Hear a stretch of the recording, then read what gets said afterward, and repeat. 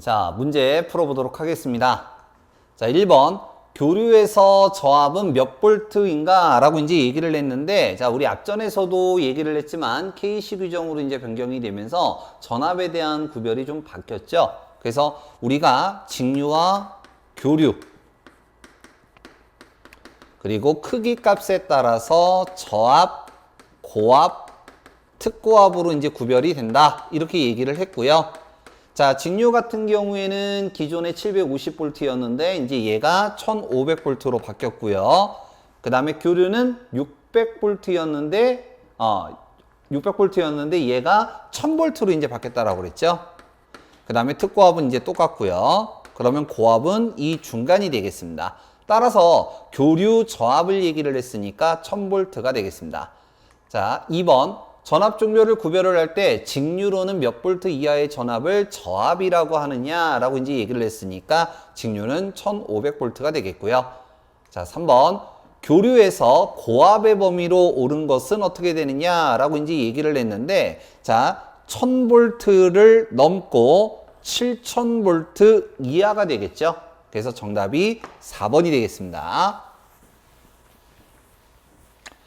자, 다음 7번. 전력계통의 운용에 관한 지시. 자, 여기서부터 이제 용어를 가지고 이제 얘기를 하는 거죠. 운용에 관한 지시를 하는 것은 급전소라고 부르는 거고, 우리나라에서는 이제 이 역할을 하는 것은 한전이 되겠죠. 그래서 정답이 3번이 되겠고요. 자, 8번.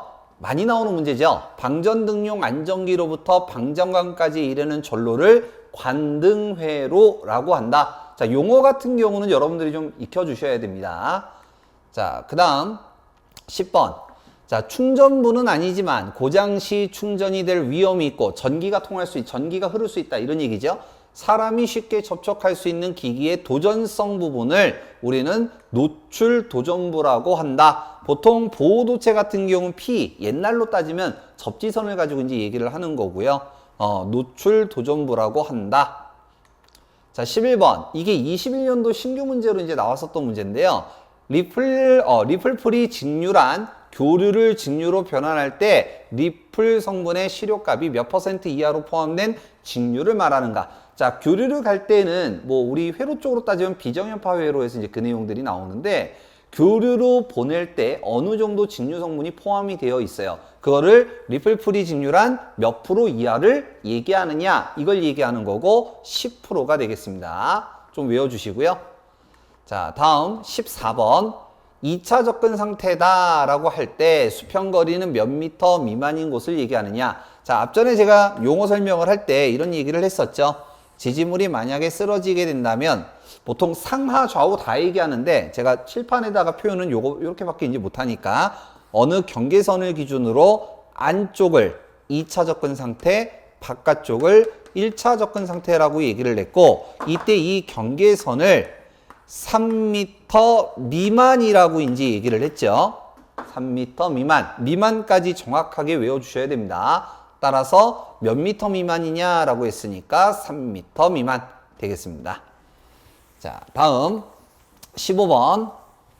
자, 개통설비 또는 기기의 한정과 젖지극 사이의 도전성 경로 또는 그 경로의 일부가 되는 도체를 뭐라고 하느냐라고 이제 얘기했는데, 이걸 접지도체라고 이제 불러요. 접지 단자를 기준으로 해서 내려오는 선, 요게 이제 접지도체라고 한다. 마찬가지 용어죠. 자, 다음 17번. 전선상의 식별에서 중성선은 어떤 전선색을 말하느냐. 자, 우리가 3상 4선식을 이제 가장 먼저 얘기를 하는데, 예전 같은 경우는 이거를 어떻게 한다고 그랬어요? 흑, 적, 청, 녹, 요렇게 이제 얘기한다라고 그랬죠. 그 다음에, 요게 이제 주회로로 얘기하면 보통 R, S, T, 뉴트라. 그 다음에 보통 접지선을 가지고 이제 얘기할 때고, 그리고 뉴트라를 가지고 이제 얘기할 때는 흰색 또는 회색, 재색이라고 이제 부르죠. 요렇게 이제 구별을 했었어요. 근데 이제 이게 L1, L2, L3로 이제 표현을 하고, 우리는 얘를 갈, 흑, 쾌, 전력선은 이제 이렇게 표시를 하게 되고요. 그 다음에 접지선에 해당하는 거는 무슨 색이라고 그랬어요? 녹황색이라고 그랬죠? 녹황색. 보통 우리가 요 녹황색을 가지고 얘기할 때